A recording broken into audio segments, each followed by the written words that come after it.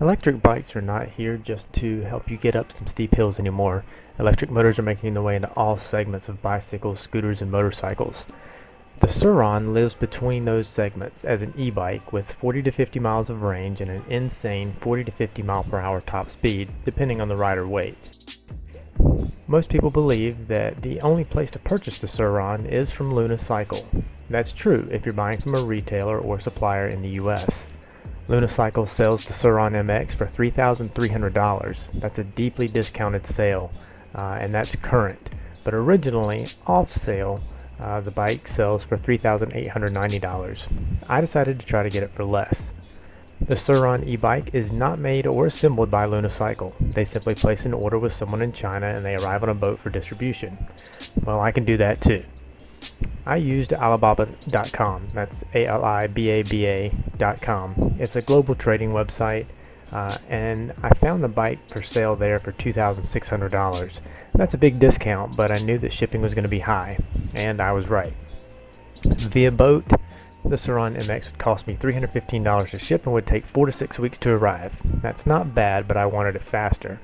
Air freight was $600, but would only take 7 to 14 days to arrive. So I contacted the seller via the site's messaging app and asked for a sample and talked them into providing a sample for $2,500 plus $500 for shipping. That also covers customs, etc. So I got it for a flat $3,000 price tag. What follows is what I received, a brief review, and some modifications. Alright, so this is what I received. Box, pretty simple to take apart and actually put this together, and I apologize in advance here for this low camera angle. I thought I had the camera tilted up a little higher, but to be honest, taking this apart, or actually taking all the packaging off, took longer than actually assembling the bike.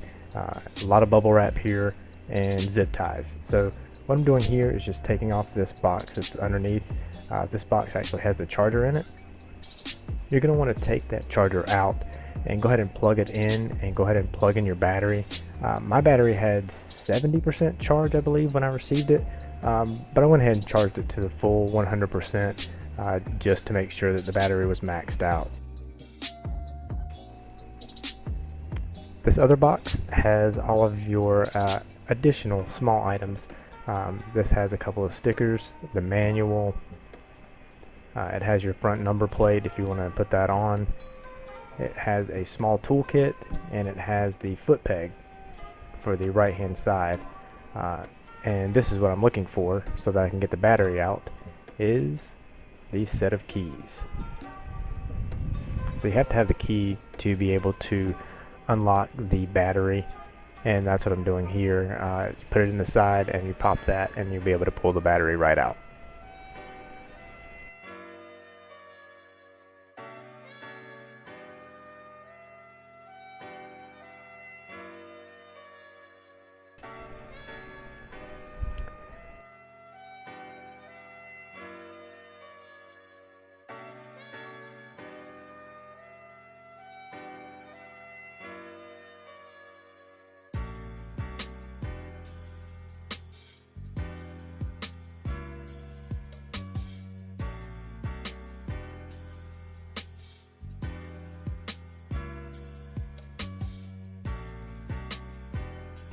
So at this point you can see the axle is actually through a piece of wood that's connected to the bottom of the box, so that keeps the bike really steady inside the box. So you need to get your Allen wrenches out here and loosen that axle bolt to remove it from the piece of wood.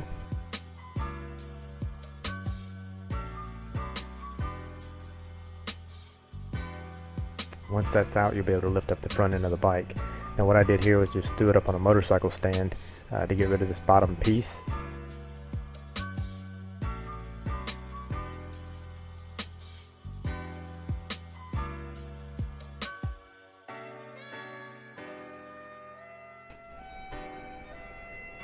So now I'm just going to go ahead and continue removing some of the bubble wrap that's listed here, and finishing putting the handlebars together. So this would be the throttle side, putting that together, making sure everything is clear and free, so that then I can easily put on the front wheel with no issue. Again, carefully removing this bubble wrap. Don't want to cut or scratch the forks or the paint job that's on these front forks. So here's the front tire. It's a full-size 19-inch tire, dirt bike tire. There's a spacer. You have to put the spacer on the other side, and it's zip tied to the spokes here. So just take that off. Make sure you have that spacer properly mounted to the hub, and you should be able to attach the axle bolt. Just go straight through. Make sure you're following the instructions as shown on the bolt itself as to how to tighten each side. Once that's on, you just need to release these tie downs. These are some cheap tie downs, but once you get those released, the suspension will release. It's a little tighter on the back one, so I had to apply a little bit of pressure to compress the spring, and then that release came off really easily as well. Again, more bubble wrap. I need to take the bubble wrap off the side. There's a lot around the kickstand as well, so you got to take that off, and done with bubble wrap. Here you can see me kind of fiddling around with the front fender I ordered for the bike, but it's actually not for this model. So I'm trying to figure out how to get it mounted. I don't want to screw into the aluminum. So what I've actually done here is just taken 2 zip ties, drilled holes in the fender itself, and it is really sturdy. It's been in place now for a little while, and it's working out great. No issues. It looks good. It looks like it's mounted. Clearance is great. It doesn't rub on the horn or anything like that. So you can kind of see me just doing a quick walk around here, so you can see what it looks like assembled and with that front fender in place.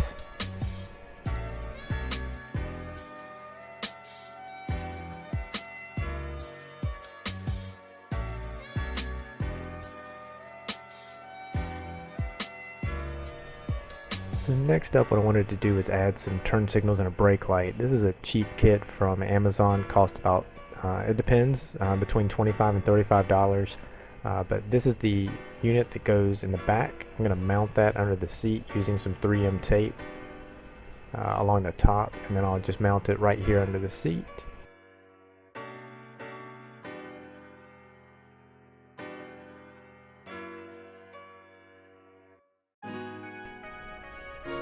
And then this is the control unit that will mount on the handlebars.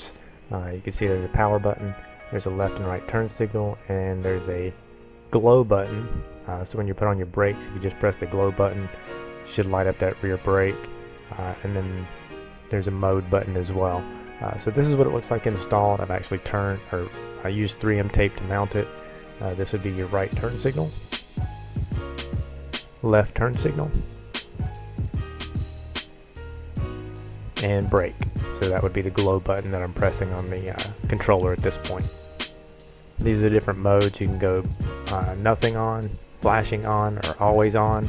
Always on still works with the glow button. As you can see, it still lights up there to indicate that you are braking. And I'm kind of just going through it again with the right and left turn signals.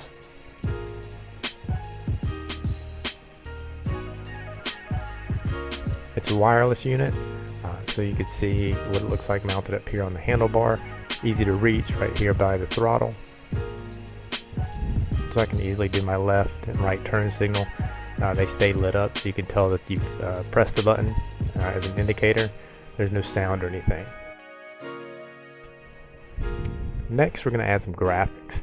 I found a retailer that sells graphics that are custom for this bike. Kung Fu Graphics is the company that I used. They have a lot of different options as far as graphics are concerned. I went with this particular package. I think it looks the best on the red model, and what you're going to be watching here is me installing those graphics. There's no instructions that come with these graphics. You kind of have to figure it out as you go. So just test fit each piece, make sure you know where the piece is going to go, and then just start installing.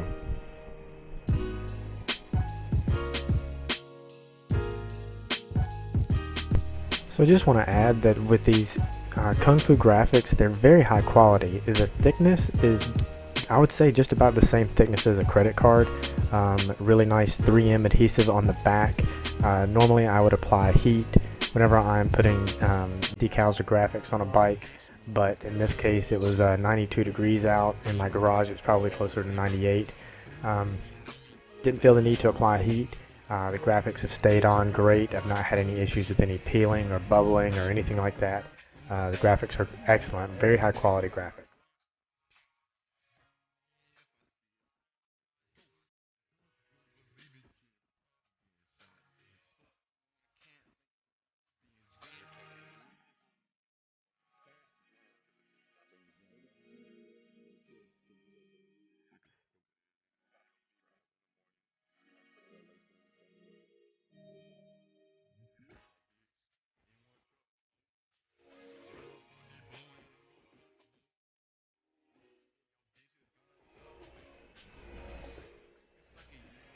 But at this point, you're probably thinking, great, you put graphics on. What's it look like when it's finished? So these pictures are the finished product. This is what the bike looks like with all the graphics installed.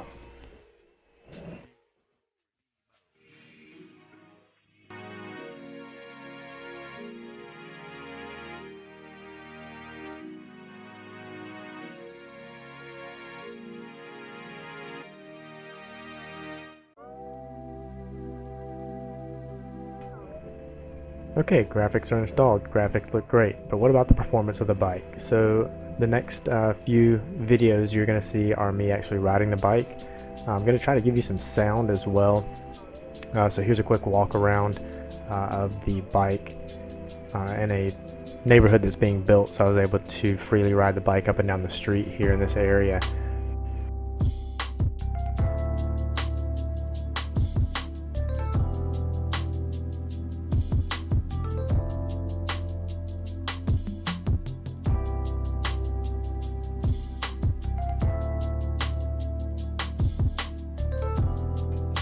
Trying to give you a little bit of sound here so you can hear what the bike sounds like upon acceleration.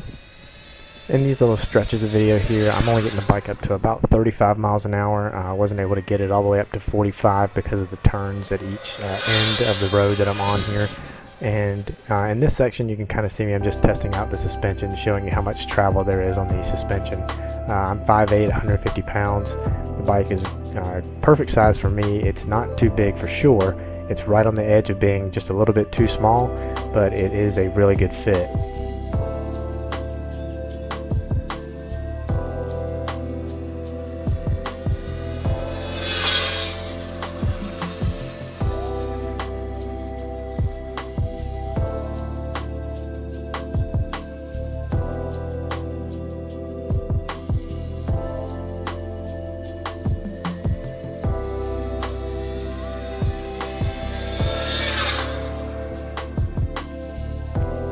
Okay, so in this section I'm going to try to take you for a quick ride in this little circle, just so you can kind of see. I'm not using any kind of vibration dampening software or actual hardware. I'm just holding the camera in my hand, in my left hand as I'm riding the bike, so that gets rid of my rear brake. So I'm only doing this with my front brake, which is why I didn't go very fast.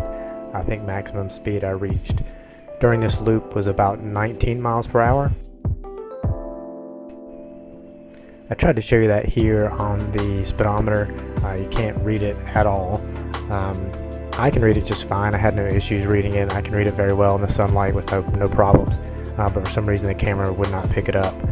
So again, I'm only going about 16 to 19 miles an hour in this loop, just so you can kind of see what it's like on the bike and kind of see how bouncy or what the vibration is like, which is almost minimal.